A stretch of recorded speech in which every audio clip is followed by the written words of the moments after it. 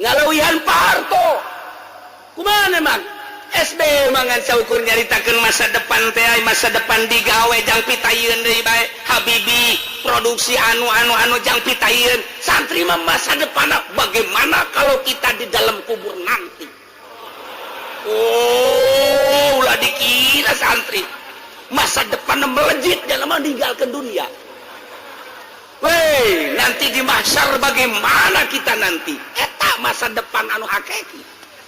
Ya urusan di dunia mah tadi pimpin ku negara bakal dalahar bae jadahar maneangan sorangan lain kita kulura tapi engke di akhirat tuh si Asep geus mulai ku ari masa depanna geus ka akhirat bae merenungnya ngaji tilok non tilok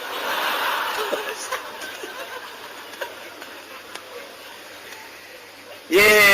menang 5 tahun genep tahun